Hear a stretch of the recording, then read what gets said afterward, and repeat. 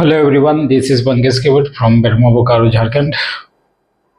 और आज की क्लास हमारी statutory provision regarding bench height, bench width and angle of slope, या फिर आप होल रोड बोल सकते हैं। ठीक है, होल रोड सिलेबस में नहीं है बट आपको जानने के लायक है, तो मैं होल रोड को भी कुछ डिफिनेशंस और कैसे प्रावधान होता है, क्या प्रावधान रखी गई है होल रोड के लिए, तो क्लास शुरू करते हैं।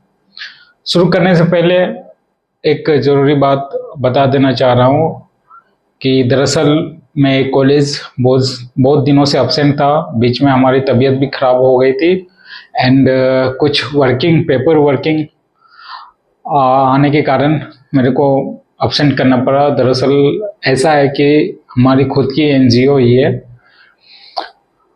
तो पहले क्या था, 2018 और 16 के बीच में शायद हमारा रजिस्ट्रेशन हुआ था ट्रस्ट का। तो उस समय ट्रस्ट के अकॉर्डिंग हमारा जो सोशल वर्किंग होता था ट्रस्ट के अकॉर्डिंग होता था। बट रिसेंटली मैं अब चाह रहा हूँ कि एक पार्ट टाइम स्कूल टाइप में एज ए चिल्ड्रन के लिए, या फिर आप उसे एक प्रेम नगर का भाषा दे सकते हैं, ठीक ना, प्रेम नगर स्थापित करना चाह रहा हूँ। मतलब Prem Nagar as a community, एक मान लीजिए कि प्लेस का नाम है जो कि हमारे सोसाइटी द्वारा प्रेम नगर रखा गया है। और उसमें करना क्या है कि हमें किसी लोकेशन पे, यानी कि ऐसे लोकेशन पे जहाँ ज़मीन हमें सस्ती मिल जाए, प्लस वहाँ के लोग थोड़ा फेथफुल हो, थोड़ा विलेजेस टाइप में हो, और अवेयरनेस, आज के मॉडर्न अवेयरनेस से वंचित हो, तो ऐसे लोकेशन में एक प्रेम नगर सोसाइटी हम लोग डेवलप कर रहे हैं, जिसके अंदर कुछ कॉटेज बनाए जाएंगे, प्लस शेल्टर के क्लासरूम्स बनाए जाएंगे बच्चों के लिए। एंड वहाँ पे एज ए फॉर्मेलिटीव्स के साथ जितने भी ओल्ड एज पर्सन्स या फिर अनाथ है बच्चे या फिर कोई भी, तो उन सभी को एज ए बाकायदा सही तरीके से या फिर एक फॉर्मेलिटीव्स के साथ सबका रजिस्ट्रेशन करवाते हुए उनकी टेक एंड केयर करेंगे। मतलब अगर आप सीधी भाषा में समझना चाहें तो हम लोग एक अनाथ आश्रम बना रहे हैं, जिसका नाम रखेंगे प्रेम नगर सोसाइटी या प्रेम नगर कॉलोनी। उस अनाथ आश्रम से क्या होगा कि हमें फंडिंग की भी ज़रूरत पड़ेगी, और आज के टाइम पे तो कोई फंडिंग बेसिकली करना नहीं चाहता है, लेकिन देखते हैं हमारे फ्रेंड सर्किल्स में जितने भी हमारे ट्रस्ट के मेंबर है, एनजीओ के मेंबर है, कुछ ना कुछ कहीं से कुछ कर लेंगे। एंड उनके केयर एंड टेक के लिए हम लोग प्रावधान डाले हैं अपनी वेलफेयर मिनिस्ट्री के पास, और डीसी सर को भी एक आवेदन जाएगा परमिशंस के लिए। उम्मीद है कि हम लोग सही तरीके से चला पाएं।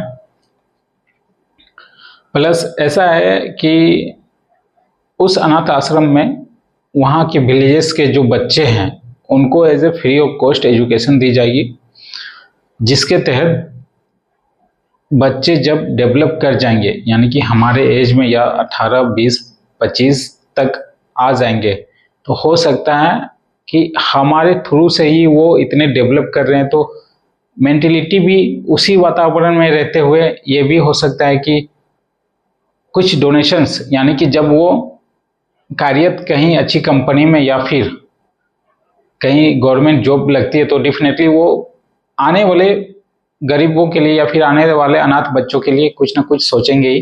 तो ऐसे में हमारा जो कम्युनिटी प्रेम नगर है ये कंटिन्यू डेवलप होते जाएगा। 18 साल, 20 साल या 25 साल हमें लग सकते हैं बच्चे को डेवलप करने में, बट एक दिन जरूर होगा।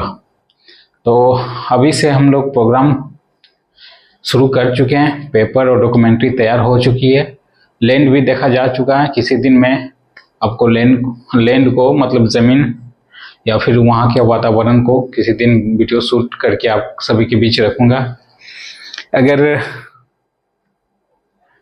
अगर आप भी थोड़ा बहुत हम पे इंटरेस्ट या फिर हमारी सोशल वर्किंग पे इंटरेस्ट रखते हैं तो उम्मीद है 10-20 आप लोग भी डोनेशन कर सकते हैं प्रेम नगर सोसाइटी बनाने के लिए।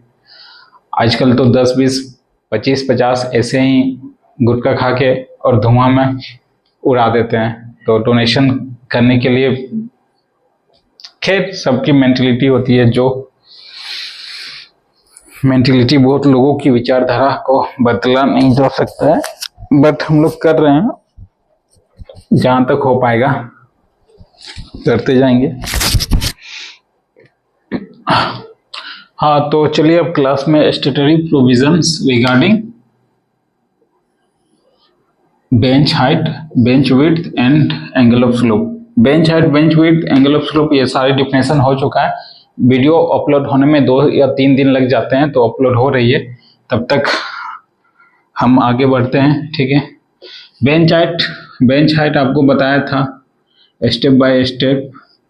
तो ये आपका हाइट हो गया, यानी कि ये इतना हाइट हो गया, और ये जो हुआ ये आपका स्लोप हो गया, और ये जो हुआ ये आपका बेंच हो गया। ठीक ना। तो ये बेंच हाइट, स्लोप और विड्थ, यानी कि यहाँ ये वाला चौड़ा, इसी के बारे में क्या कानून बनाया गया है, क्या प्रावधान रखी गई है, और ये प्रावधान या कानून या फिर वर्किंग मेथड किनके द्वारा निर्धारित होती है, यानी कि ये सारे नियम और कानून कौन बनाते हैं? DGMS, director generals of mine safety. और इसी के आधारित सारे माइंस चलते हैं। कौन कौन माइंस चलते हैं? कोयल माइंस चलते हैं, फिर मेटल माइंस चलते हैं, और फिर ऑयल माइंस चलते हैं। ठीक ना। माइंस एक्ट 1952 के तहत सारे प्रावधान और नियम कानून लिखे गए हैं। माइंस एक्ट 1952, ठीक, इसी से रेगुलेशंस बनता है, रेगुलेशंस यानी कि रेगुलेशन 2017। यही रेगुलेशन 2017 में क्या लिखा गया है? प्रावधान किसकी? बेंच हाइट की, बेंच विड्थ की, एंगल ऑफ स्लोप। और रेगुलेशंस में होल रोड भी आता है, HAUL, होल रोड। तो होल रोड, इसके बारे में भी हमें देख लेना है। ये होल रोड, ट्रांसपोर्ट रोड, इस तरह का रेगुलेशंस होगा।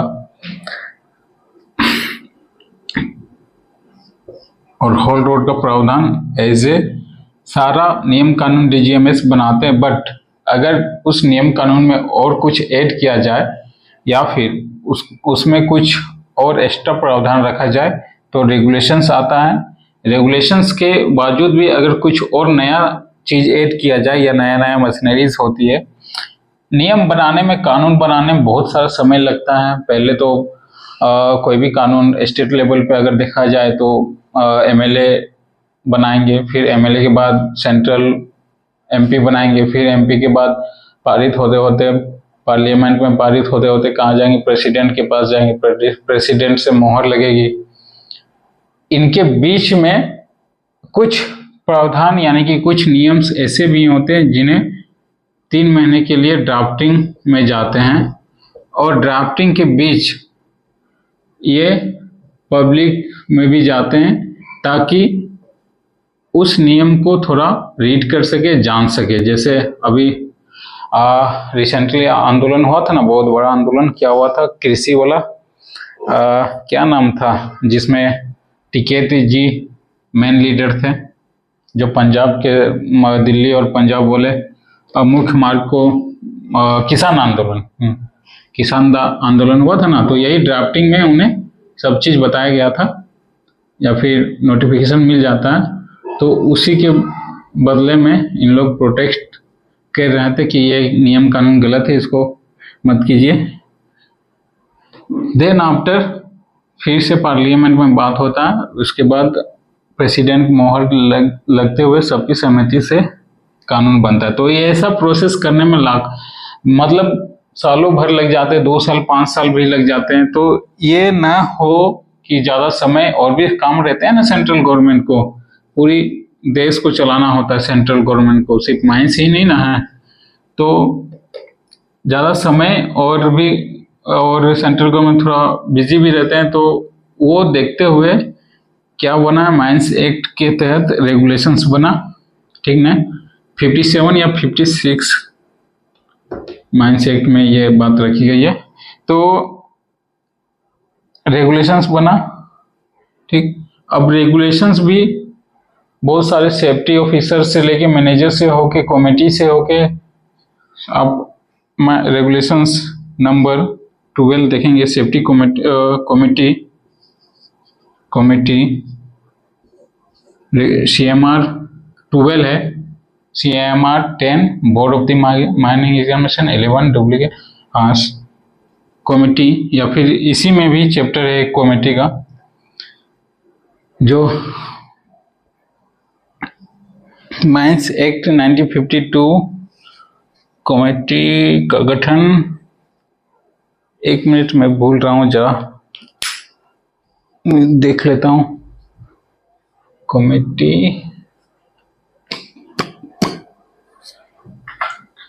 कमेटी 12 होना चाहिए। माइंस एक्ट 1952 को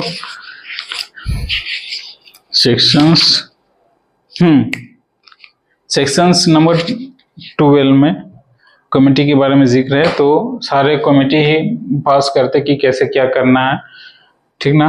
यहाँ सेंट्रल लेवल में बहुत डिले और टाइम टेकन होता है। उसके बाद रेगुलेशंस में आता है, फिर रेगुलेशंस में भी अगर कुछ एक्स्ट्रा तो CIM एंड DGMS, और उसके बावजूद भी कमेटी भी है, और कमेटी के बावजूद भी अगर सब चीज ओके रहा तो यहाँ से अब क्या निकलेगा, सर्कुलर निकाल देंगे। सर्कुलर यानी कि DGMS सर्कुलर, ये भी एक तरह से कानून है, नियम है, वर्किंग ऑर्डर है, वर्क ऑर्डर है, ठीक है। तो जो होल रोड के बारे में ज़्यादा जानना चाहते हैं या कैसे प्रावधान है, क्या प्रावधान है, ये सर्कुलर में आप देख सकते हैं होल रोड के बारे में। अभी सेकेंड ईयर में है, तो चलिए प्रोविज़न ही देखते हैं। होल रोड के बारे में थोड़ा बहुत आपको बता दूंगा।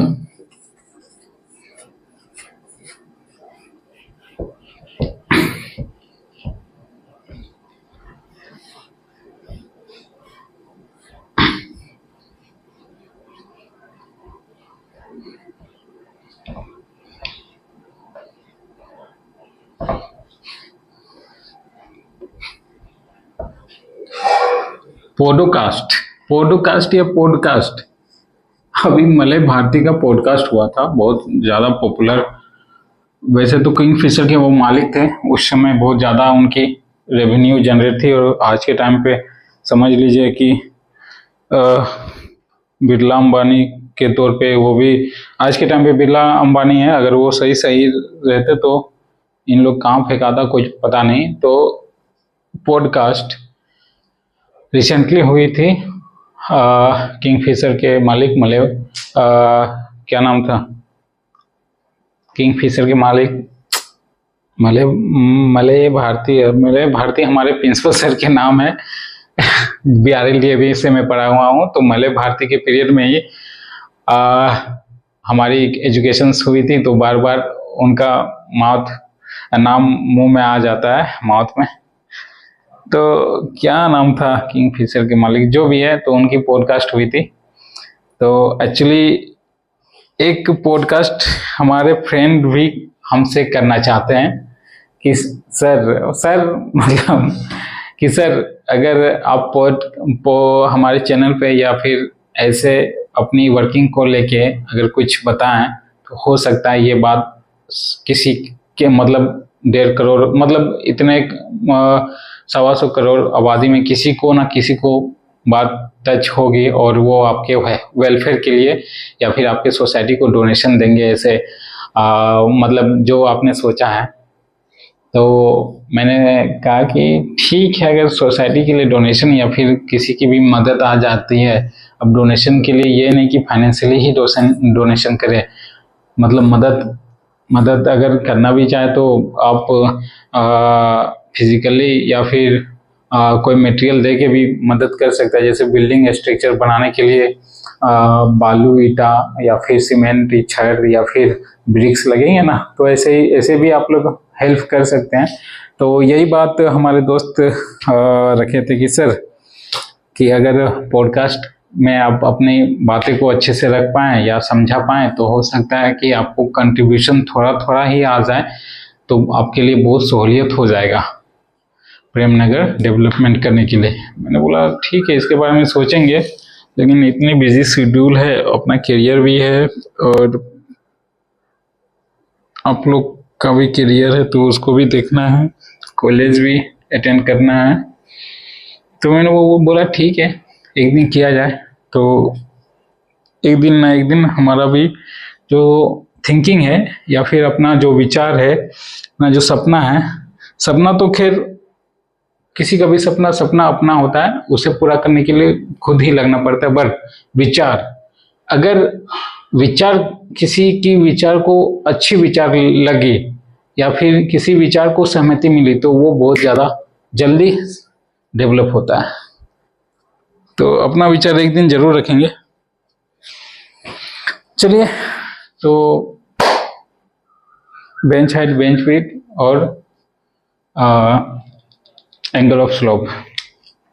एंगल ऑफ स्लोप आप लोग गांठ बांध लीजिए, एंगल ऑफ स्लोप, इसको हम लोग एंगल ऑफ सेफ्टी भी कहते हैं, एंगल ऑफ सेफ्टी। और ये कितना होना चाहिए, या मोरम, मिट्टी, क्ले या फिर ओवर बटन या फिर कोयल, किसी में भी रहे, angle of safety not exceed 45 degree. ये एंगल ऑफ स्लोप मैंने ऑलरेडी पहले बता चुका हूँ, वीडियो अपलोड हो रही है, आप लोग देखें ना। तो ये जो नॉट एग्जिट 45 डिग्री, किसी भी कंडीशन में, कोई भी माइंस में not exceed 45 degree angle of slope होना चाहिए। ये जो लोवेस्ट टोय होता है, TOE, क्रस्ट और टोय, आप जान रहे हैं, टोय, इसको टोय या इसको क्रस्ट बोलते हैं सर। ये जो वेव चलती है ना, एक बार हाई एक, तो इसको टोय बोलते हैं और इसको नीचे डाउन जाता है तो क्रस्ट बोलते हैं। तो ये जो लोवेस्ट क्रस्ट होता है और अपर टोय होता है जो यहाँ पे सबसे ज्यादा, तो इसी के बीच जो एंगल होता है ना, ये दिस वाला एंगल, ये 45 डिग्री से ज्यादा नहीं होना चाहिए। ओके, ये पहला प्रोविजन एंगल ऑफ स्लोप में। 45 डिग्री से ज्यादा क्यों नहीं होना चाहिए? अगर एंगल मतलब क्या, दिस वन, मैथमेटिक्स में अगर आप देखे होंगे तो क्या, ये दिस वन एंगल, यहाँ भी एंगल, ये एंगल, तो एंगल ऑफ स्लोप, स्लोप में ढाल, तो ये एंगल 45 डिग्री से ज्यादा नहीं होना चाहिए। ये आपका 45 डिग्री है, ठीक है। अब ऐसा क्यों रखा गया 45 डिग्री से ज्यादा नहीं होना चाहिए? सपोज लीजिए भाई, मैं इसको 45 से ज्यादा कर देता हूं,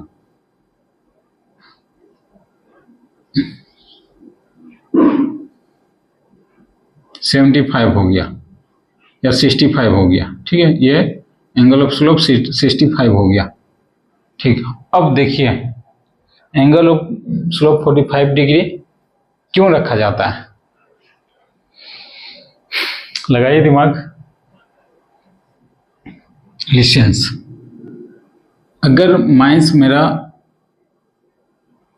यहाँ वर्किंग चल रहा है, एक तो हम लोग डीपेस्ट जा रहे हैं, मशीन्स यहाँ है,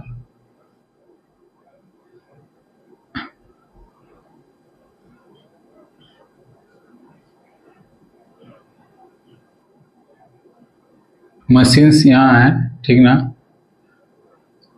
और मशीन से यहाँ गाड़ी मतलब टिपर लोड होके जा रही है।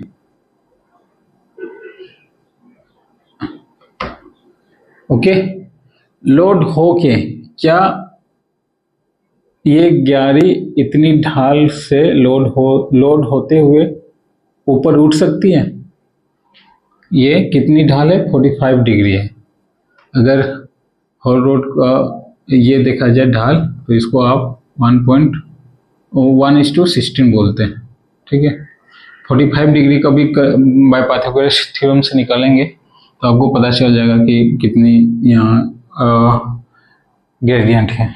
ठीक है, अगर ये एंगल ऑफ स्लोप 45 डिग्री है तो क्या ये लोडिंग टिपर मेरा इजीली तरीके से उठ पाएगा? हम तो डीप में काम कर रहे हैं ना, तो उठ पाएगा ये 45? तो इजीली तरीके से, मतलब ज़्यादा हार्ड वर्किंग इंजन को नहीं देना होगा और ज़्यादा डीजल भी नहीं फूकेगा, तो ये इजी वे में उठ जाएगा, हैंडल हो जाएगा, हैंडलिंग कर लेगा। ठीक, और यही चीज अगर 65 डिग्री रहे, इतना हाइट, इतनी ढाल रहे बॉब, तो क्या उठ पाएगा ये? बाप बाप करते करते इंजन सीज हो जाएगा वहां पे।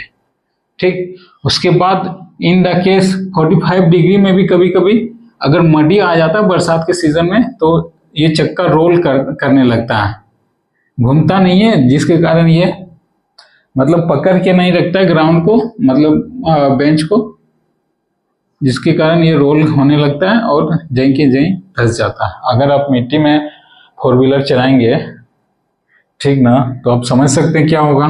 तो सेम इट इज यहाँ भी होता है, इसलिए एंगल ऑफ सेफ्टी या फिर एंगल ऑफ स्लोप 45 डिग्री रखते हैं। ओके,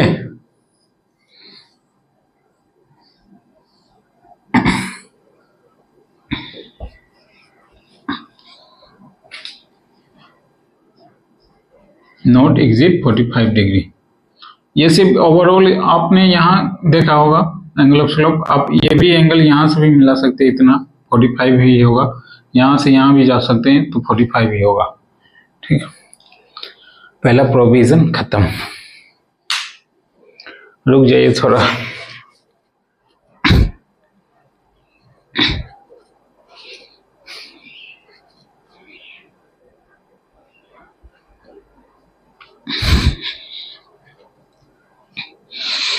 आज लगभग टॉपिक खत्म हो जाएगा, यानी कि नेक्स्ट टॉपिक हम लोग किस पे चल जाएंगे? ब्लास्टिंग में देखेंगे, और नहीं तो फिर माइन मशीनरीज में। पहले माइन मशीनरीज को देखेंगे, चैप्टर माइन मशीनरीज को देखेंगे, देन आफ्टर ब्लास्टिंग। उसके बाद 2 चैप्टर और इसमें बच जाएंगे, यानी कि method of working open cast total finish हो जाएगा। ओके, पहला प्रोविजन। ठीक, अब रहा कि ये आपका तो सरफेस है, ग्राउंड है, इसके बीच यहाँ ओबी है। ओबी में कुछ भी आ सकता है, मिट्टी आएगा, मोरम आएगा, क्ले आएगा, कीचड़ आएगा, दलदल आएगा, चट्टान आएगा।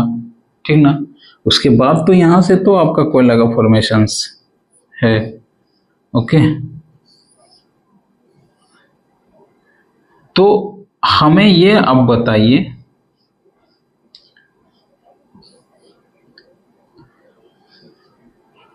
जो हाइट हम लोग कोयला में रखेंगे,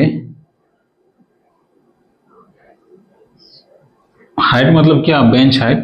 जो हाइट कोयला में रखेंगे, क्या वो हाइट ओबी में या फिर मोरम क्ले मिट्टी में आ सकता है? वही हाइट इसमें रखेंगे? सोचिए जरा, जो हाइट हम कोयला में रखेंगे, बेंच हाइट या फिर बेंच चौड़ाई, वो क्या ओबी क्ले या मोरम में आ सकता है? वही हाइट इसमें रख सकते हैं? तो डेफिनेटली नहीं रख सकते। क्यों नहीं रख सकते हैं? मिट्टी को अगर आप मशीन से काटे तो वो कट जाता है, ठीक ना, लेकिन अब कोयला को काटे थोड़ा हार्ड होता है, वो कटता नहीं है।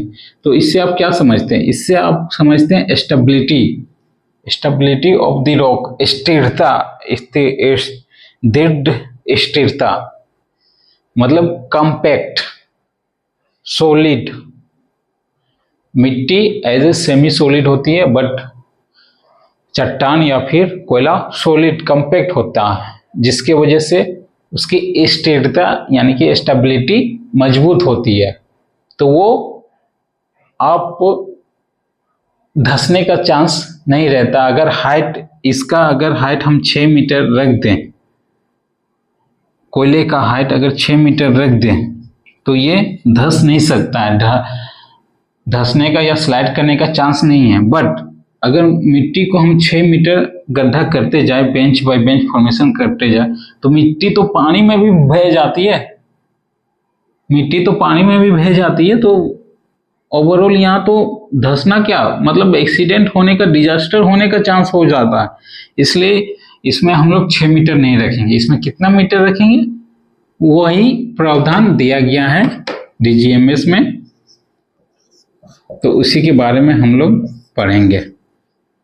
ठीक, प्रावधान क्या 3 मीटर रख सकते हैं या फिर 1.5 मीटर, दो प्रावधान है, 3 मीटर का है और एक 1.5 मीटर का है। तो 1.5 मीटर में किस केस में रखेंगे और 3 मीटर किस केस में रखेंगे। ठीक, माइंस हम लोग चला रहे हैं। ठीक, तो माइंस चला तो पहले क्या चला, पहला एक्सकवेशन क्या हुआ, पहला एक्सकवेशन सर ओबी हुआ, मोरम हुआ, क्ले हुआ या फिर मिट्टी हुई, सोइल हुआ। ठीक ना, पहला एक्सकवेशन सोइल हुआ, तो ये डिपार्टमेंट अलग हो गया, सपोज दैट ये डिपार्टमेंट अलग हो गया। ठीक, उसके बाद मेरा डिपार्टमेंट आ गया कोयल का। ठीक, तो कोयल का डिपार्टमेंट और ओबी मोरम, इसको एक वर्ड में ओबी मान लेते हैं, ओबी का डिपार्टमेंट, ये दोनों अलग अलग है। जब ये दोनों अलग अलग है, इसकी स्टेबिलिटी भी अलग अलग है, कंपैक्ट भी अलग अलग है, और फिर जो भी इसमें अभी मैं बात बताया कंपैक्ट या फिर सॉलिड, दोनों की अलग अलग है। तो फिर जब ये सारी चीज इनके अलग अलग है, तो हमारा बेंच हाइट भी अलग होगा और बेंच विड्थ भी अलग होगा। तो इसमें जो 3 मीटर लिखा गया है वो किसके लिए लिखा गया है, ये कोयल के लिए लिखा गया है, और 1.5 मीटर किसके लिए लिखा गया है, दिस वन। ओके, ये प्रोविजन कहता है। ठीक, इसके बावजूद भी एक और प्रोविजन है कि भाई पहले के टाइम पे तो मैनुअल माइंस चलता था, इतना मशीन था हमारे पास, सोवेल था, ड्रिल मशीन थी नहीं ना। तो पहले का बात कुछ यहाँ और है। तो पहले का जो डाटा है उसको हम लोग किसके रूप में देखते हैं, उसको हम लोग देखते हैं मैनुअल माइंस के रूप में, मैनुअल माइंस के रूप में। यानी कि आदमी गैता लेके, ऐसे हथौड़ा लेके, फिर फोड़ा लेके, या फिर जो भी कोड़ने औजार रहता है वो साबल वो सब लेके जाके खुद से वहां डिगिंग करते थे खुद से। तो उसी को हम लोग मैनुअल माइंस कहते हैं, यानी कि जिसमें मैन पावर ज्यादा लगती थी, मैन पावर। ठीक, उसके बाद दूसरा बात और एक क्या हो गया, अभी के टाइम पे मॉडर्न युग के मॉडर्न युग में हमारे पास टेक्नोलॉजी, एक वीडियो देखा था, what is this is a technology. तो अभी के टाइम पे हमारे पास टेक्नोलॉजिया है, मतलब टेक्नोलॉजी है, जस्ट आप लोग को एंटरटेन करने के लिए। ठीक है, तो अभी के टाइम पे हमारे पास टेक्नोलॉजी है, तो इसको हम लोग क्या नाम दे दिए, मैकेनाइज्ड माइंस। टेक्नोलॉजी से अगर हम लोग काम करेंगे तो इसको हम लोग मैकेनाइज्ड माइंस नाम दे दिए। ठीक है, दो माइंस हो गया, मैनुअल और मैकेनाइज्ड। तो यही डाटा हमें पढ़ना है कि मैनुअल माइंस में क्या प्रोविजन रखा गया, क्या डाटा रखा गया डीजीएमएस द्वारा या सर्कुलर द्वारा या फिर कमिटी के द्वारा। ठीक ना, या फिर और मैकेनाइज्ड माइंस में क्या डाटा रखा गया है। ओके, इसका डाटा प्रोविजन, इसी को तो बोलते हैं प्रोविजन। ओके। अरे अभी प्रोनाउंस हुआ ना प्रोविजन, प्रावधान, प्रावधान को ही प्रोविजन बोलते हैं, ठीक है, सर्च कर लेना। तो मैनुअल में कुछ और होगा डाटा हमारा, और मैकेनाइज में कुछ और होगा। तो चलिए अब लिखते हैं क्या क्या डाटा है।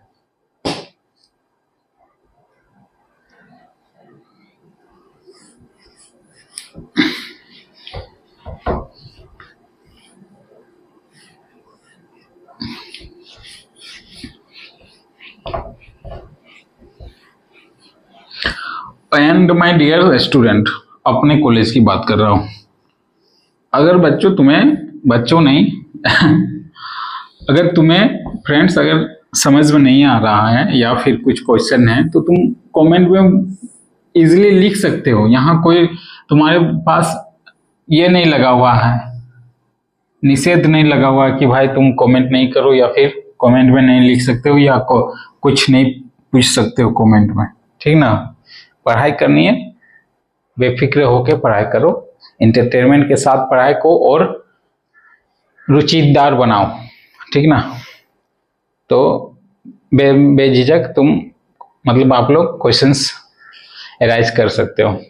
आऊँगा कॉलेज मंडे से, उम्मीद है ज्वाइन होगा।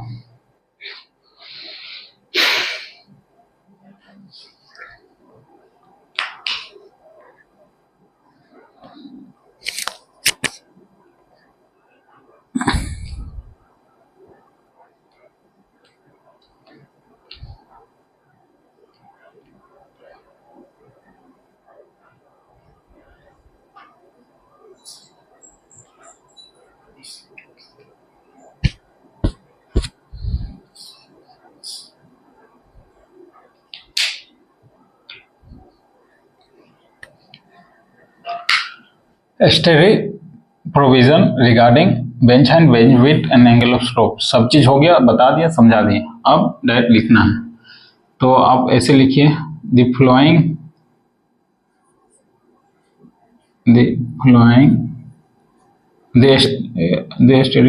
Flowing स्टेरी provision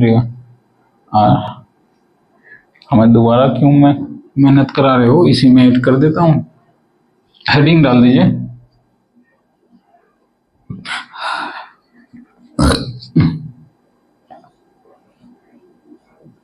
The following statutory provision regarding bench height, bench, bench width and angle of slope या angle of safety, अच्छे से लिख दो क्या।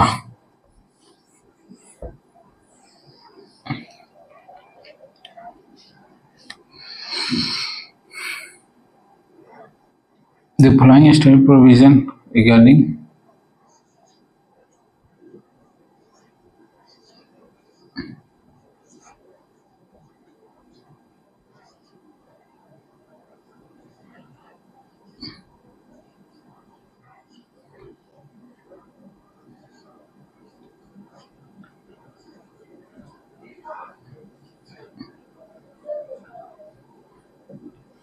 angle of safety are as follow: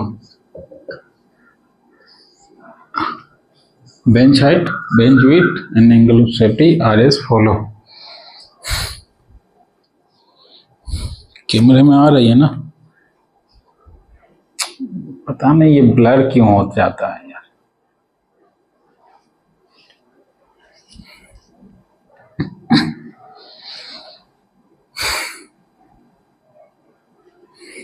इसके बाद लिखिए according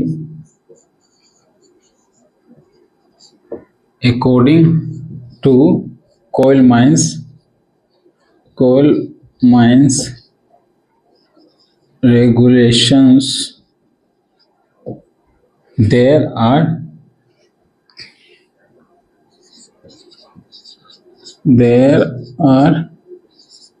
two types of mines. पहला क्या हो जाएगा, मैकेनाइज्ड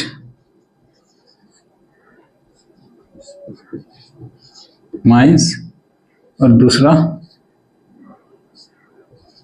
मैनुअल माइंस। इसको पहले आप मैनुअल लिख लीजिए, उसके बाद मैकेनाइज कर दीजिए, ठीक।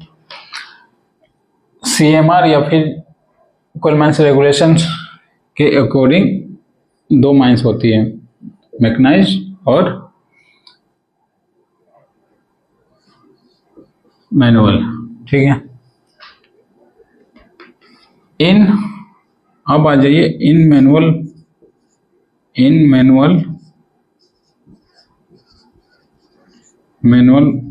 माइंस। इन मैनुअल माइंस अब इसमें डील करेंगे। मैनुअल माइंस में the bench height of the angle of slope not exceed 45 degree. और इसी को बना के लिखेंगे, किताब को देखते हुए तो क्या लिखा है,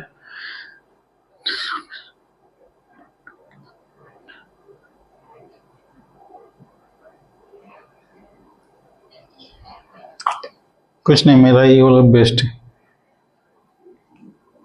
इन manual mines the angle of slope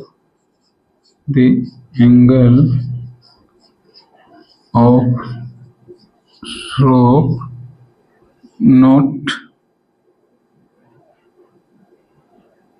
exit 45 degree. हाँ, फंस गए यहाँ। वो तो ठीक है 45 डिग्री, लेकिन मैनुअल माइंस में भी दो तरीके से बात होता है। पहला किसके लिए, ओबी के लिए, ओबी यानी कि मोरम क्ले सॉइल ये सब आ जाएंगे। उसके बाद किसके लिए आएंगे, उसके बाद कोयल के लिए, ठीक ना, या फिर कॉम्पैक्ट ग्राउंड के लिए।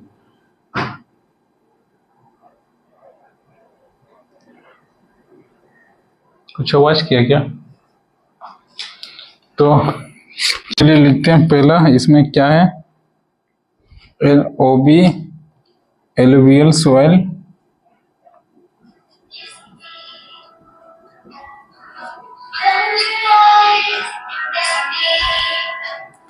फिर मोरम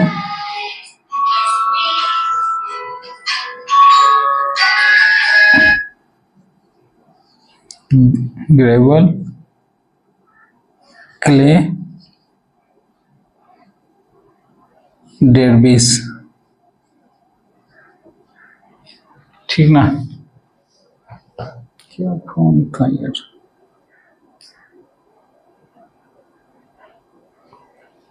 तो पहला ओबी के लिए, मोरम के लिए क्ले, ठीक, इसमें आता है, ठीक ना। अच्छा, ओबी तो सब जान रहे हो, पत्थर उत्तर, ठीक ना। एलुवियल सॉइल मतलब मिट्टी। मोरम कोई सुना हुआ है? मोहरम नहीं, मोरम एक तरह से मिट्टी है जो काली मिट्टी है, थोड़ा कार्बन कम मात्रा उसमें ज़्यादा रहता है, जिसके कारण वो काली दिखती है। अगर आप माइंस के किनारे गए होंगे या फिर माइंस में कहीं देखे होंगे, जो ड्रेनेज सिस्टम बनती है, ड्रेनेज सिस्टम से बहुत सारे मोरम बह के आते हैं और किसी जगह डिपॉजिट होता है, तो वो मिट्टी मतलब चूड़ होता है कोयला का, वो बह के आता है मिट्टी के साथ और वो कहीं डिपॉजिट करता है, तो वो वहाँ की मिट्टी काली हो जाती है और वही मिट्टी क्या हो जाता है, मोरम है, हमारे पास है। जिसमें लोग इसको भी जलाते तो हीट प्रोड्यूस करता है, ठीक। ग्रेवल, ये इसका मतलब पता नहीं क्या होता है, होगा कोई कीचड़ उचल दलदल हो सकता है, ठीक ना। क्ले मतलब वही मिट्टी, हल्की मिट्टी। उसके बाद डेरबिस मतलब शायद दलदल होता है, ठीक है। तो इसमें क्या है प्रावधान, एंगल्स ऑफ सेफ्टी। पहला प्रावधान हो गया एंगल ऑफ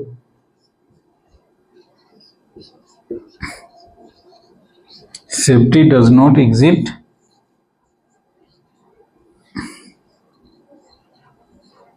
45 45 डिग्री, ठीक। Angle of safety does not exceed 45 degree, angle of safety हो गया। अब बेंच हाइट देखो, बेंच हाइट अब बताओ कितनी रखेंगे। मैनुअल माइंस की बात हो रही ना, तो मैनुअल माइंस में बेंच हाइट कितनी रखेंगे। अरे खुद समझ लो ना, समझ लो, ये तुम्हारा ग्राउंड है, ठीक है, या फिर समझ लो ये तुम्हारा दीवार है, ठीक। अब बताओ मैनुअल काम हो रही है, मशीन तो है नहीं कि जहां चाहे वहां से हाइट बढ़ा दे। अगर कोई बंदा यहाँ से काम करता है जिसकी हाइट कितनी होगी 5 फुट 5 इंच, 6 फुट, 6 फुट से ज़्यादा यहाँ आदमी बहुत कम पाए जाते हैं, तो 5 जेन्युइन एवरेज में 5 फुट 6 इंच या 5 फुट मान लेते हैं। तो 5 फुट ये बंदा है और गैता लेके ये हाथ इसका अगर ऊपर करे तो जाएगा 6 फुट तक, तो 6 फुट तक जाएगा। तो ये अगर थोड़ा और मेहनत या कोशिश करे तो कितना तक गैता चला सकता है, यहाँ तक, इतना तक। तो हाइट कितनी गई इसकी, देखो हाइट कितनी गई, हाइट कितनी गई 6 फुट, थोड़ा और ऊंचा 6 या 7.5 या 7 के बीच में। तो फुट को अगर मीटर में कन्वर्ट करना हो, ठीक ना, तो कितना होता है 1 मीटर बराबर 2 पॉइंट समथिंग फीट होता है या फुट होता है, ठीक ना। ये देख लेना 1 मीटर बराबर 1.5 फीट होता है या फुट होता है, ये देख लेना। तो ओवरऑल ये जो हाइट जाएगी ज़्यादा से ज़्यादा कितना जाएगी 1.5 मीटर तक ही जाएगी। सहूलियत से कम करना है, मिट्टी है ना, अगर ज़्यादा हम कर भी देते हैं तो धंसने का चांस रहेगा, लेकिन करेंगे कैसे। यहाँ तो हमारे पास सिर्फ गैता है, मशीन थोड़ी ना, तो यहाँ 1.5 मीटर हाइट जाएगी। तो प्रावधान क्या हो गया, 1.5 मीटर से ज़्यादा हाइट नहीं रखनी है।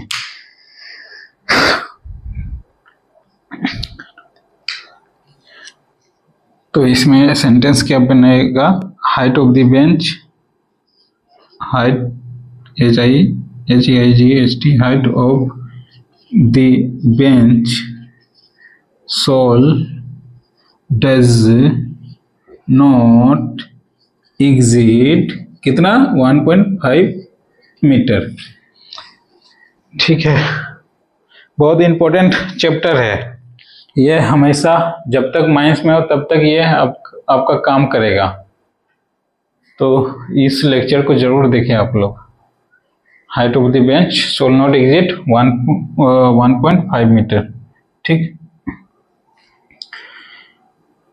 अब हाइट हो गया। अब सर विड्थ कितना रखेंगे, जब हाइट आप बता रहे हैं 1.5 मीटर है तो विड्थ कितना रखेंगे मैनुअल में। तो मैनुअल में कितना, हमको तो गाड़ी घोड़ा ज़्यादा चलाना है नहीं, गाड़ी हो सकता है गाड़ी होगा भी उस टाइम में, तो गाड़ी कहाँ से होगा उस टाइम में, ये था, इसमें हैंडल लगा हुआ रहता था, इसी को ठेल के लेके जाते थे, ठीक ना। ऐसे इसको क्यूबिक में बना दो तो थोड़ा समझ में आ जाएगा, ऐसे पुश करके जाते थे। तो इसके लिए कितना आपको जगह चाहिए था, अप एंड डाउन, अगर ये कितना होता है 1 मीटर का तो रहता ही है। अगर अप एंड डाउन देखा जाए कितना तक जाएगा, जो भी है 3 मंथ प्रावधान हो सकता है वो भी नहीं होगा। लोग कैसे एज ए डोली बोलते हैं या क्या बोलते हैं उसको, जो स्टील की चादर की बनी रहती है, कढ़ाई बड़ी सी, ढाला होता होगा। अगर आपकी घर या कहीं कंस्ट्रक्शन में ढलाई होती होगी तो लेबर लोग कढ़ाई से ही, तो वही सब उस समय पीरियड होगा। तो उसके लिए कितना आपको जगह चाहिए, आने और ले जाने के लिए कम जगह में चल जाता होगा, ठीक ना। तो वही जगह कितना रखा गया था उस टाइम के पीरियड में। उस टाइम के पीरियड में ये प्रावधान रखा था कि जितनी बेंच हाइट है उससे कम नहीं होनी चाहिए बेंच विड्थ। जितनी हाइट है उतनी विड्थ भी होनी चाहिए या फिर उससे कम नहीं होना चाहिए। तो हाइट कितना है, 1.5 मीटर, तो यहाँ भी 1.5 मीटर। ओके, तो सेंटेंस क्या लिखिएगा सर? तो height of the bench shall does not exceed 1.5 metre, या फिर आप ऐसे लिख सकते हैं height of the bench shall not less than height of the, रुकिए, तो हाँ यहाँ पे लिखा है विड्थ, विड्थ या ब्रीथ बोलिए, चौड़ाई, breadth thereof shall not be less then,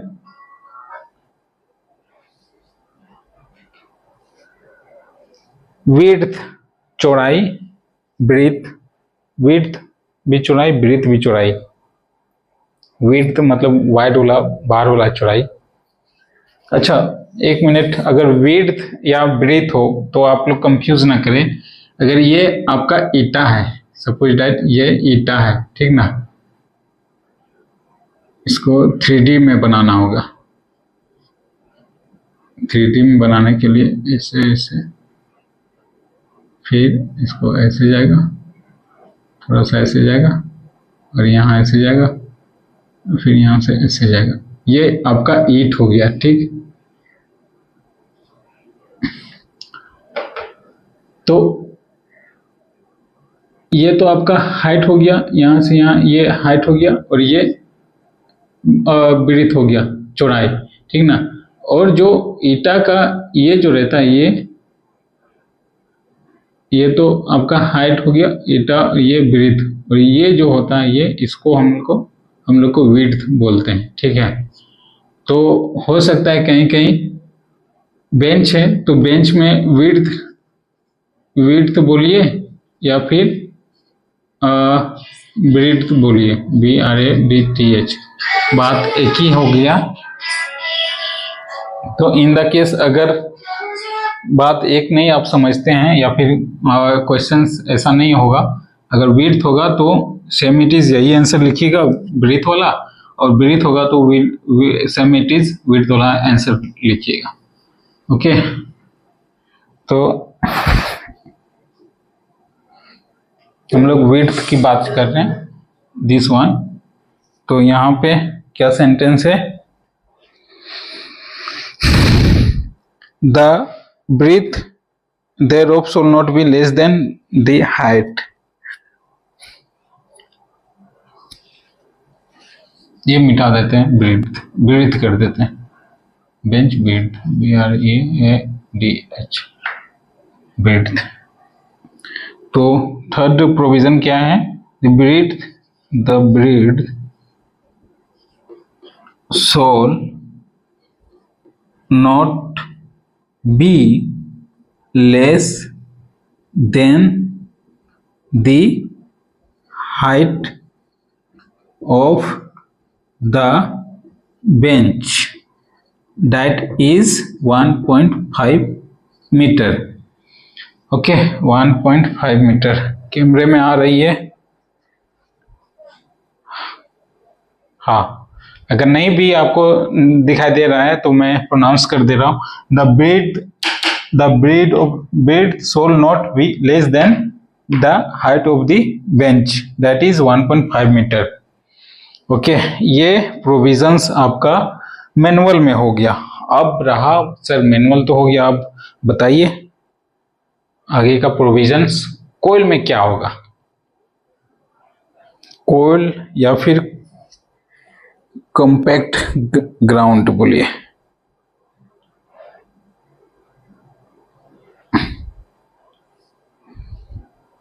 अब हम लोग आएंगे कोयल में, ठीक है।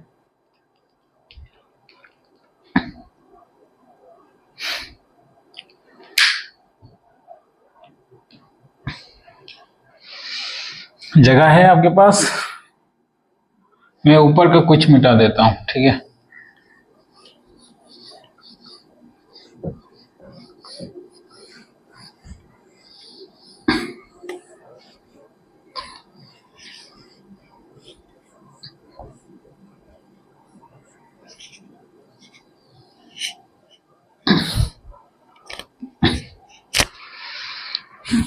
तो ये आपकी मैनुअल माइंस में हो गई। ठीक, अब आते हैं इन मैनुअल माइंस में OB alluvial soil murram clay gley and debris. अब रह गया हमारा कोयल, मैनुअल माइंस में ही कोयल के बारे में। कोयल, ठीक, अब बताइए सर, ये तो आपने बताया था स्टार्टिंग में कि कोयल और मिट्टी दोनों की डायमेंशन अलग अलग रहती है, तो कोयल में हम लोग क्या डायमेंशन रखेंगे, या फिर कोयल में बेंच हाइट क्या रखेंगे? तो आप ऐसे लिखिए, in coal the bench height shall not exceed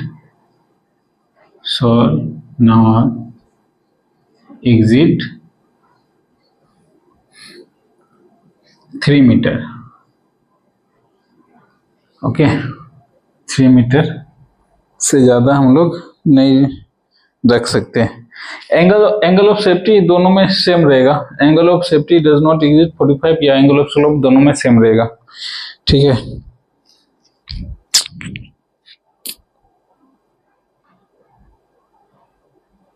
यहाँ लिखा the side of the other we keep to slow angle of safety not exceed 45 degrees from the horizontal side, and the bench shall be kept and the height of the any bench shall not exceed 3 meter. The bench height shall not exceed 3 meter।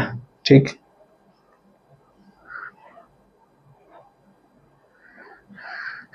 तो sir आप bench height तो बता दिए, ठीक ना। अब bench width क्या होगी? तो उसमें क्या था कि जितनी हाइट है उतनी ब्रीथ भी होगी। सेम इट इज यहाँ भी है, जितनी हाइट है उतनी ब्रीथ भी होगी। तो क्या सेंटेंस आएगा? The breadth shall the breadth एक मिनट, the breadth of the bench shall not be exceed the breadth of the bench shall not be less than the height of bench, that is 3 meter। okay, height of the bench shall not exceed 1.5 meter। the width of bench, यहाँ थोड़ा mistake हो गया, mistake नहीं, ये भी सही है but लिख दीजिए, अच्छा लगेगा। the width of the bench shall not be less than the height of the bench। the width of the bench shall not be less than the height of the bench, that is 3 meter in coil और 1.5 meter in moorum clay gravels मिट्टी debris. Okay, ये आपका पहला provision manual open cast mines का। ठीक है, manual mines open cast, manual open cast mines, open cast mines. Open cast के बारे में पढ़ ही रहे हैं इसलिए मैंने नहीं लिखा था, बट लिख लीजिए। अब रहा, इसमें हो गया, कोयल में हो गया, मोरम क्ले डेरविस इसमें भी हो गया। एक और टाइप में आता है चीज जिसमें हम लोग उसको क्या बोलते हैं, कंपैक्ट बोल्डर या फिर कंपैक्ट बोल सकते हैं, कंपैक्ट ग्राउंड या कंपैक्ट बोल्डर या हार्ड एंड कंपैक्ट ग्राउंड। ठीक है, तो उसमें बेंच हाइट कितनी रहेगी? इसमें मेंटेन है in excavation in any hard and compact ground or in prospecting trench or pit, the side of adequate bench slope and secure so as to prevent danger from the fall of side, provided the height of the bench shall be not exceed 6 meter। एक और इसमें data है,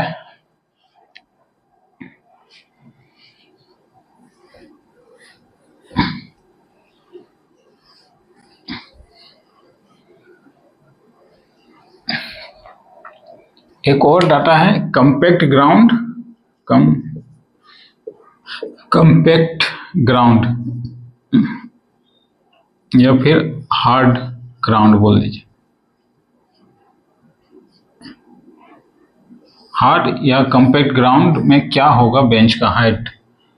ठीक है, तो वो data बस symbols में एक्स्ट्रा अगर आप लिखना चाहते तो लिख सकते हैं, अदरवाइज कोई ज़रूरत नहीं है इसकी। तो एक्स्ट्रा इसमें क्या दिया है, height of the bench provision ऐसा बनाया है कि कॉम्पैक्ट हार्ड और कॉम्पैक्ट ग्राउंड। पहले कॉम्पैक्ट ग्राउंड समझ लीजिए या कॉम्पैक्ट हार्ड समझ लीजिए। अगर आप पहाड़ी एरिया में रहते हैं, ओके, तो पहाड़ी एरिया में भी फल पौधे खेती बाड़ी सब होती है, ठीक ना। लेकिन अगर आप किसी कोस्टल रीजन में रहते हैं, मतलब फ्लैट रीजन में, तो वहाँ की मिट्टी खेत बाड़ी सब भी होता ही होता है। तो आप अगर नोटिस कीजिएगा कि वहाँ की मिट्टी थोड़ी मुलायम और पहाड़ी एरिया की थोड़ी हार्ड कॉम्पैक्ट आती है, उसमें कंकर ये सब आपको देखने को मिलेगा। बाहर एरिया के या फिर पहाड़ के आमने सामने चल जाओ, वहाँ की मिट्टी थोड़ी हार्ड और कॉम्पैक्ट बोल्डर ये सब देखने को मिलेंगे। लेकिन कोस्टल रीजन में, प्लेन रीजन में आपको मिट्टी एकदम सॉफ्ट लगेगा, ठीक ना। उसकी साइज माइक्रोमीटर्स में रहेगी और पहाड़ वाला में वो भी माइक्रोमीटर्स में रहेगी, लेकिन सोइल से ज़्यादा रहेगी। इसको आप मिनी माइक्रोमीटर समझ लीजिए और उसकी माइक्रो, ठीक है। तो उसमें बेंच की हाइट कितनी रखनी है, the height of the bench, the height of the bench, height of the bench should not exceed 6 metre, 6 metre. बस यही प्रोविजन है कॉम्पैक्ट में। ओके, तो ये हमारा प्रोविजन किसका, मैनुअल माइंस का, मैनुअल माइंस का, ठीक ना। अब हम लोग किस में आएंगे, मैकेनाइज्ड माइंस में। कहाँ गया, मैकेनाइज्ड माइंस में। मैकेनाइज्ड माइंस में भी OB, alluvial soil, moorum, gravel, clay, डेविस, उसके बाद कोयल में, उसके बाद कॉम्पैक्ट ग्राउंड में या कॉम्पैक्ट या हार्ड ग्राउंड में। आप लोग नोट डाउन कीजिए। अच्छा, अगर रेगुलेशन तो खैर आप लोग को अभी पूछा नहीं जाएगा, लेकिन फिर भी बता देता कि मैनुअल माइंस ये रेगुलेशंस 105 में आएंगे और मैकेनाइज्ड माइंस 106 में आएंगे। Manual open cast mines, manual open cast mines regulations number 105 और manual open cast mechanised open cast mines, open cast mines ये शॉर्ट फॉर्म होता है। ओपन कास्ट माइंस को लिखने के लिए शॉर्ट फॉर्म क्या है, O/C। ओपन कास्ट माइंस ये रेगुलेशंस, वो regulations number 106। Mechanised open cast mines regulation number 106। अब नोट डाउन कीजिए। पानी प्यास भी लग गया, 1 घंटा आई थिंक हो गया होगा, गला लहरता है, सूखता है। भाई ये ब्लर क्यों आ जा रहा बार बार, ऐसे क्यों नहीं रहता है। ठीक, अब आपको साफ साफ नजर आ रहा होगा। यह आपका 20 नंबर का क्वेश्चन हो सकता है। Write a statutory provision regarding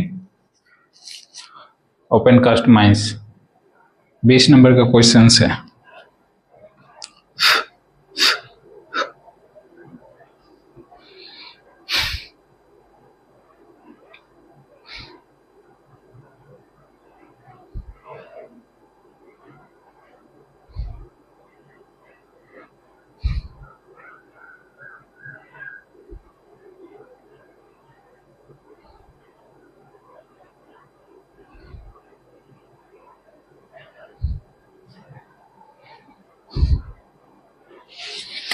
okay, अब मैं बोर्ड को पूरी रफ नहीं करूंगा, जहां जरूरत है वहीं मिटाऊंगा।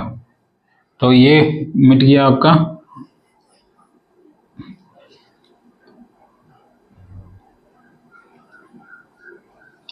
इसमें बाद में देखा जाएगा। ये तो आपका उसमें भी रहेगा 1.5 मिटेगा, ये भी मिटेगा, डाटा चेंज हो जाता है ना।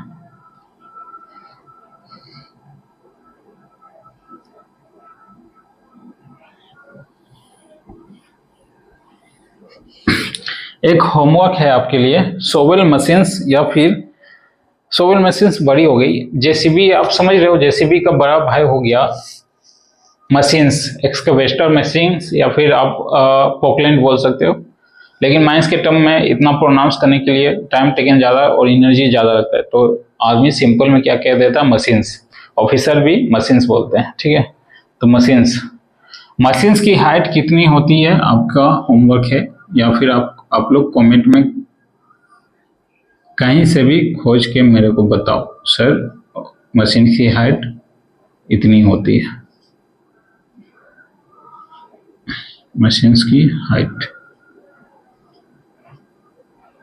ये पूरी मशीन ही बना देता हूँ, डोंट वरी।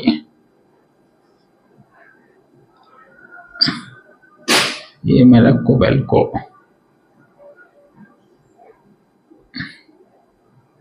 यहाँ से बूम बकेट,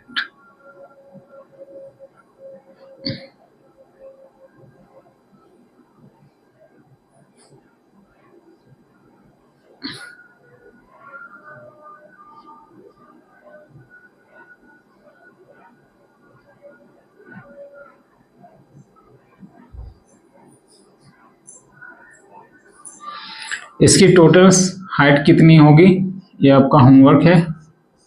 और अगर ये बूम ऊपर में है, हाईएस्ट जहां तक ये कैच कर सकता है उसका हाइट कितना होगा, ये बूम मशीन से लेके बूम की हाइट कहां तक जाएगी, ये भी आपका होमवर्क है। ओके, मेरे को कमेंट में बताना है। तो चलिए अब आते हैं manual open cast mines. Manual हो गया ना भाई, मैकेनाइज्ड होगा ना।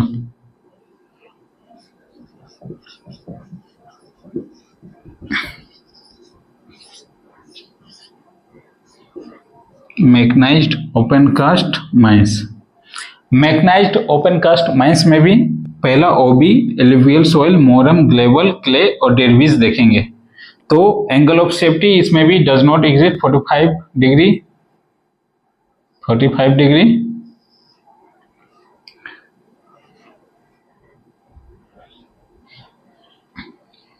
उसके बाद height of the bench shall does not exceed, कितना होगा इसमें, 3 metre, does not exceed 3 metre. Height कितना रखेंगे मैकेनाइज्ड ओपन कास्ट माइंस में, यानी कि मैकेनाइज्ड जहां मशीनरीज HEMM ज्यादा चलती है, heavy earth moving machineries, HEMM moving machineries, okay, HEMM heavy earth moving machineries, जहां ज्यादा चलते हैं उसी को हम लोग मैकेनाइज्ड माइंस बोलते हैं, जिसमें ब्लास्टिंग भी होता है, ब्लास्टिंग, ड्रिल मशीन, सब सारा वर्क बेसिकली ज्यादातर मशीन से करते हैं, ठीक है। उसको हम लोग मैकेनाइज्ड ओपन कास्ट माइनिंग बोलेंगे। तो मैकेनाइज्ड ओपन कास्ट में ओबी, एलुवियल सोइल और मोरम ग्ले, इसमें कितनी बेंच की हाइट रखेंगे, इसकी हाइट कितना रखेंगे, height not exceed 3 metre. Okay, पहला हो गया, done.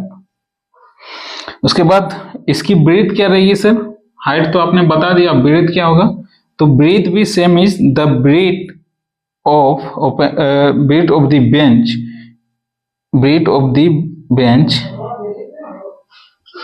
Breathe of the bench shall not be less than the height of the bench, that is कितना मीटर, 3 मीटर। इसमें भी सेम, दैट इज 3 मीटर।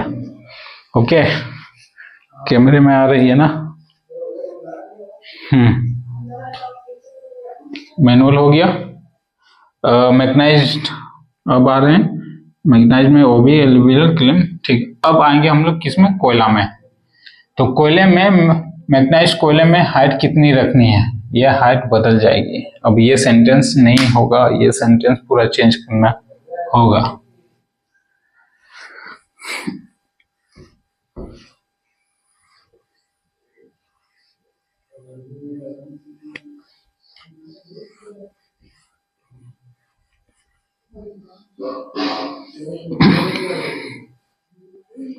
बहुत इंपॉर्टेंट टॉपिक चल रही है। आप कभी भी बैंक में कोई भी ऑफिसर, कोई भी स्टाफ आपसे पूछ देगा, आपको जवाब आना चाहिए। तो आ जाइए अब इन कोयल में। मोरम मिट्टी के लिए ओबी में देख लिए 3 मीटर से ज्यादा नहीं, आप कोयल में आ जाते हैं। तो कोयल में क्या कहता है कि पहला प्रोविजन ये कहता है, पहला प्रावधान ये कहता है कि digging height of the machines, कि digging height of the machines as a practically मैं ड्रामा करके बता रहा हूं ताकि आपकी कंसेप्ट में आ जाए। Digging height, okay. ये बकेट है, बकेट कहां तक, डिग मतलब क्या होता है, डिग मतलब गड्ढा और डिगिंग गड्ढा करना। तो बकेट का जो अगर ये आपका सरफेस में है या किसी प्लेटफॉर्म में है, ठीक है, तो डिगिंग हाइट मशीन्स कहाँ जाएगा, डिगिंग हाइट मशीन्स कहाँ जाएगा, ये ज्यादा से ज्यादा आएगा यहां तक मशीन से। अगर इसको और थोड़ा, जेसीबी की खुदाई देखे हो ना भाई, तो जितनी अंदर तक खुदाई जाती है उसी को तो हम लोग डिगिंग हाइट बोलते हैं। तो ये यहां तक आया,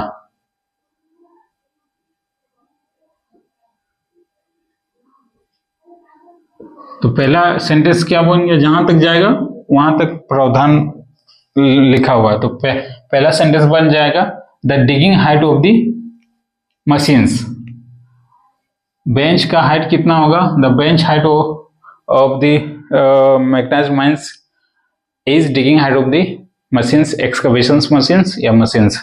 चलिए इसको सेंटेंस में अगर बना के लिखा जाए तो क्या लिखाएगा,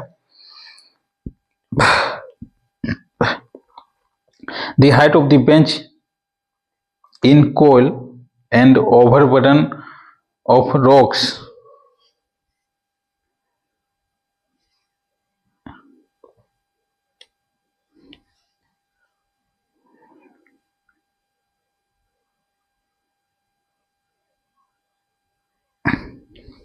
अच्छा, इसमें ओवरबर्डन नहीं होगा, एलुवियल मिट्टी ही इसको लिखिए, ठीक ना, ओवरबर्डन नहीं होगा। ओवरबर्डन किसमें, कोयल और ओबी आ जाएगा उसमें। The height of the bench in coil and overburden of the rocks formations other than the maintenance solution for do not be digging height or rich excavations.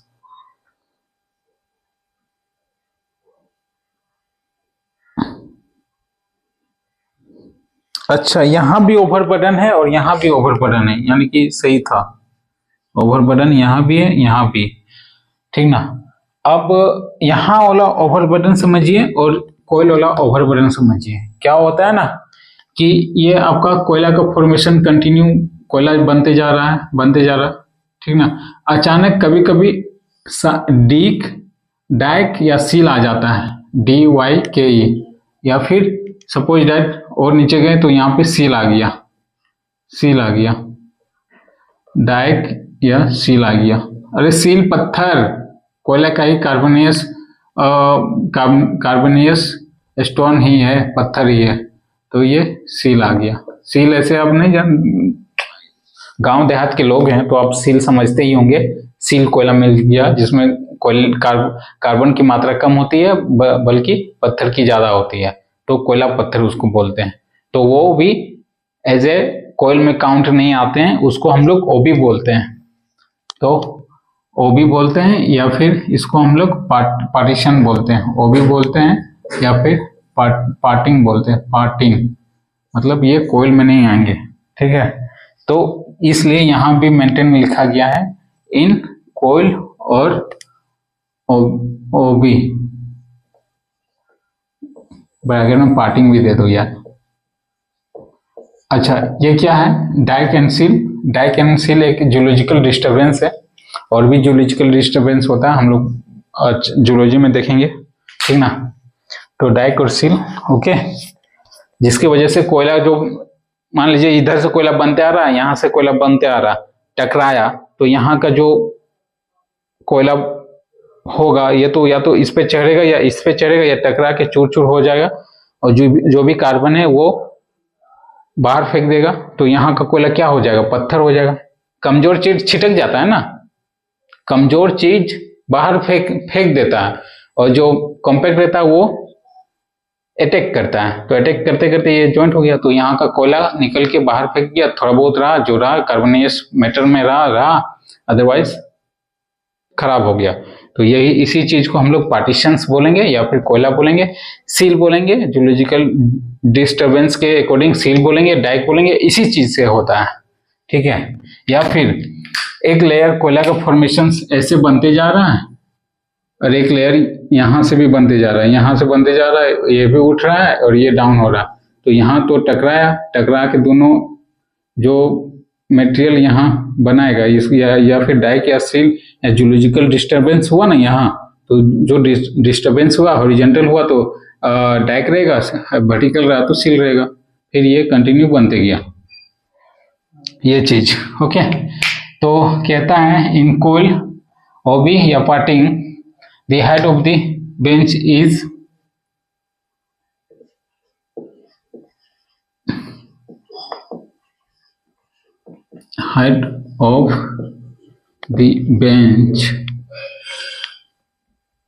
the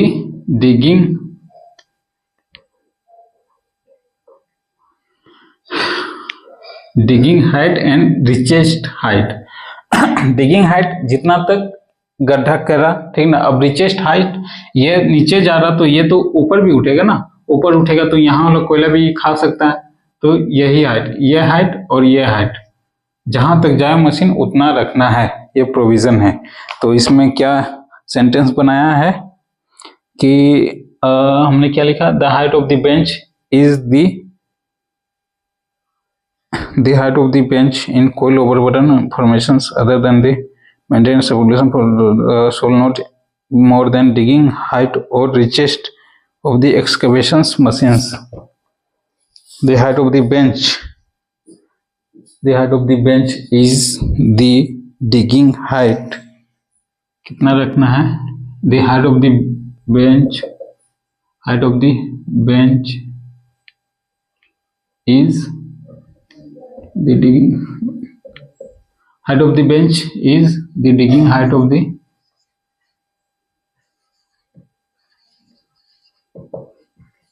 digging height। क्या sentence बनाते हैं, digging height और reached of the excavations, digging height और reached मतलब ऊपर वाला, लफाना, पहुंचना, reach ऊंचाई, ठीक है।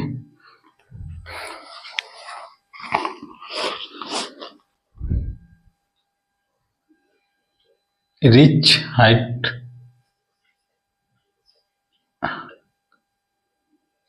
ऑफ द सोवल लिखिए या फिर एक्सकवेशंस मशीन लिख दीजिए। सोवल में टेम्पररी, सोवल में सिर्फ पर्टिकुलर सोवल आ जाएगा, एक्सकवेशंस में सभी आ जाएगा। एक्सकवेशंस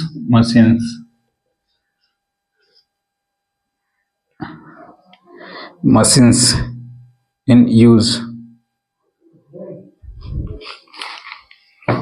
ठीक है। क्या है, the height of the bench is the digging height और reach height of the excavations machines. ये हो गया किसमें, कोयला ओबी या पार्टिंग में, ठीक। अब फिर इसकी चौड़ाई कितनी होगी, बेंच की विड्थ कितनी होगी,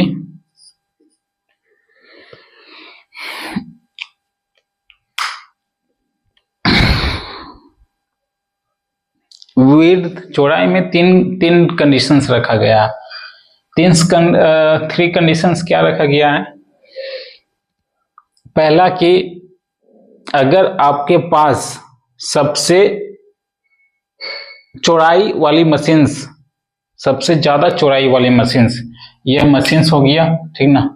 इससे छोटी मशीन्स हो सकता है, शोवल, डंपर, इधर कुछ भी हो, लेकिन सबसे ज्यादा चौड़ाई हम इस मशीन को मान लेते हैं, ठीक ना।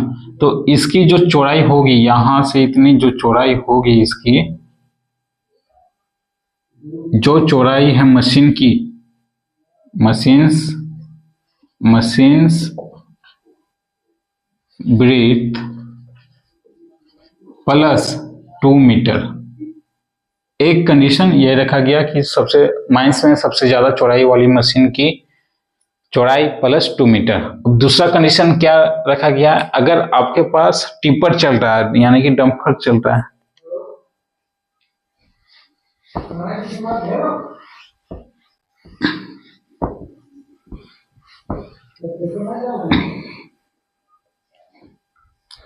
अगर आपके पास डंपर चल रहा है, डंपर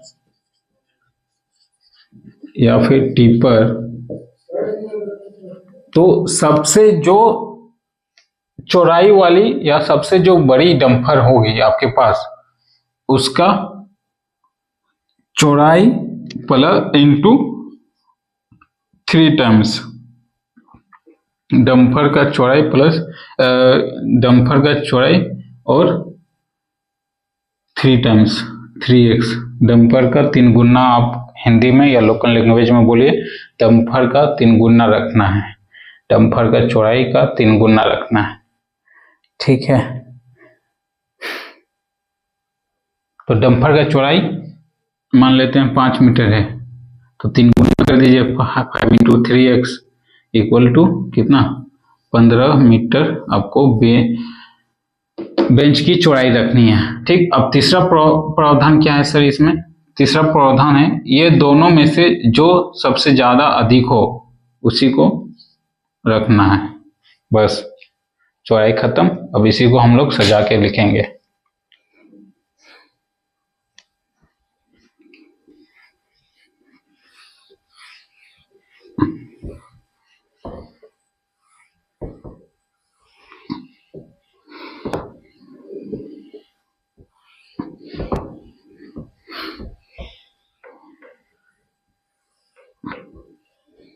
भाई इस वीडियो में बहुत ज़्यादा एनर्जी और बहुत ज़्यादा एफर्ट लगाया हूँ, तो इसमें हमें कमेंट और क्वेश्चन का आंसर जो मैंने पूछा, हाइट ऑफ द मशीन्स, ये आपको बताना है।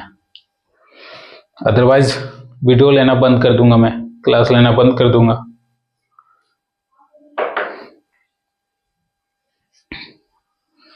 तो चलिए अब इसी को सेंटेंस में लिखते हैं।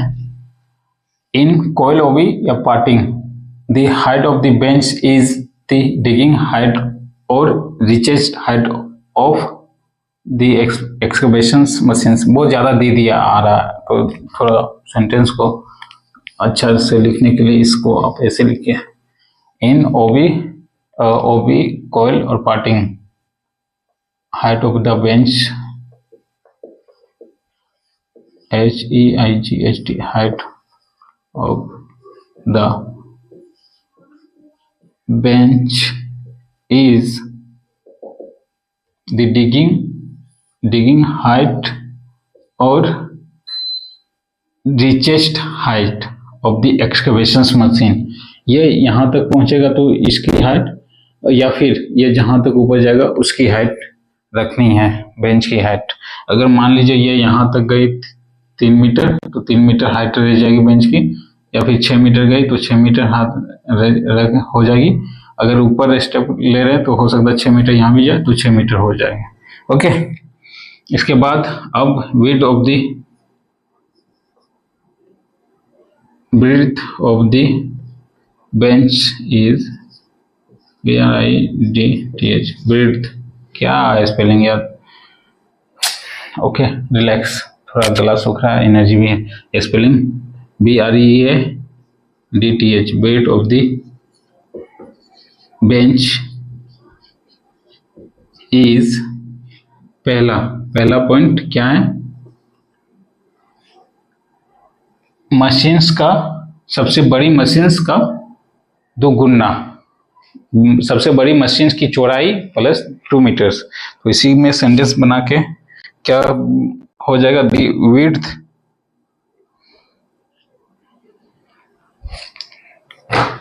कहीं ब्रीथ होता है, कहीं विड्थ होता है। दिमाग खराब। बट आप एक ही समझना, विड्थ।